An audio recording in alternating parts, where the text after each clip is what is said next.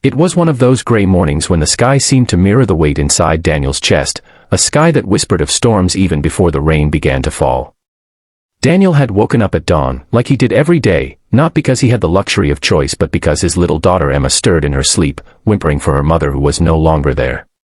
2 years had passed since his wife, Clara, had lost her battle with illness, and every morning Daniel found himself fighting back the same aching silence that filled the small apartment where their laughter used to echo. Emma was only 4 years old, too small to understand why her mother never came back from the hospital, and too innocent to carry the burden of her father's endless struggles. But Daniel carried it, every single day.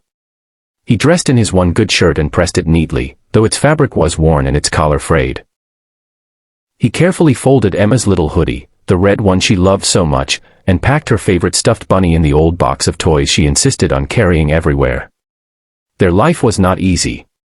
Daniel had to juggle his job at a corporate office with taking care of Emma, a task that demanded twice the strength he thought he had. He had begged his boss more than once to allow him a bit of leniency with his hours. He wasn't lazy, he just couldn't leave his daughter alone. His paycheck was meager, barely enough to cover rent and groceries, but it was all they had, and he clung to it like a lifeline.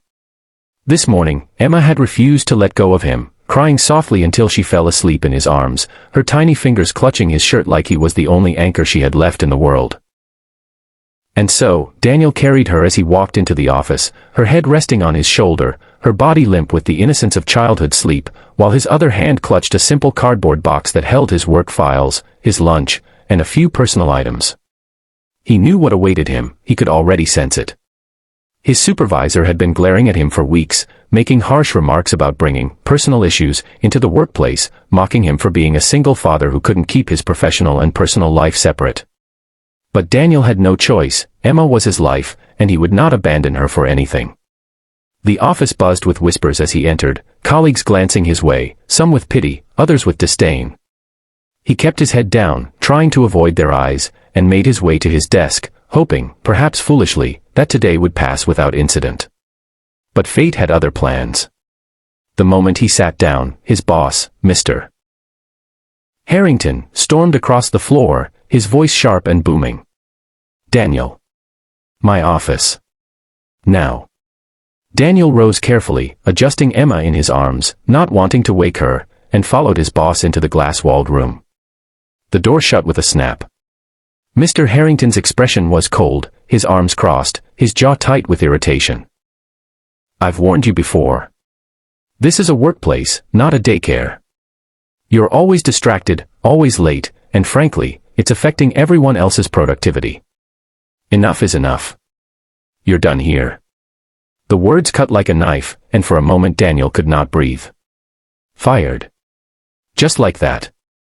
He opened his mouth to plead, to explain that he had no one else to care for Emma, that he worked late nights after she fell asleep just to meet deadlines, that he was doing everything in his power to be both mother and father. But Mr. Harrington's eyes were cold steel, unmoved and unfeeling. "Pack your things and leave," he said, dismissing him with a wave of his hand as if he were nothing more than a nuisance. Daniel's throat tightened as he swallowed the lump of shame and despair. He turned and walked out, every step heavier than the last, the stares of his colleagues burning into his back. He carried the box in one hand, his daughter in the other, and stepped into the pouring rain outside the building. Drops fell hard against his skin, soaking his shirt, plastering his hair to his forehead, but he didn't care. He only looked down at Emma, still asleep against his shoulder, her little face peaceful, untouched by the cruel reality pressing in on him. He whispered softly, "Don't worry, sweetheart. Daddy's here. I'll figure something out." His voice cracked, though, betraying the storm raging inside him. What future could he give her without a job, without money, without stability? He walked slowly, not sure where his feet were leading him, lost in a haze of despair. That was when a sleek black car pulled up near the sidewalk, the hum of its engine cutting through the rain. Daniel didn't notice at first, but the woman stepping out did notice him. She was elegant, dressed in a tailored pink blazer and cream trousers, her long blonde hair flowing despite the rain. She was a woman who clearly belonged to a different world, wealthy, powerful, someone who never had to wonder where her next meal would come from. Yet her eyes softened as they landed on Daniel and the little girl in his arms. She stood for a moment, watching silently as the man clutched the box and his daughter, both drenched in rain, both carrying the weight of a world that seemed merciless. Something in her chest stirred, an old wound, a memory of a time when she too had felt abandoned, lost, unseen. Without thinking, she stepped forward, her voice gentle yet firm. "Let me help you." Daniel froze, startled by the sudden presence of a stranger. He turned, his eyes meeting hers, confusion and guardedness flickering across his face. He was not a man who accepted pity easily, he had too much pride left to take handouts. But the woman didn't flinch under his wary gaze. She only moved closer, her eyes fixed on Emma's tiny form clinging to him. "You don't have to do this alone," she said softly, almost as though she were speaking to herself as much as to him. Daniel's heart pounded. Who was this woman? Why would someone like her care about a broken man holding a cardboard box and a sleeping child? Yet there was something genuine in her eyes, something that told him she wasn't mocking him or offering charity. She was offering something else, something he couldn't quite name yet. And so, in the rain, at the lowest point of his life, Daniel found himself at the start of a story he never expected, one that would change not only his life but his daughter's future forever.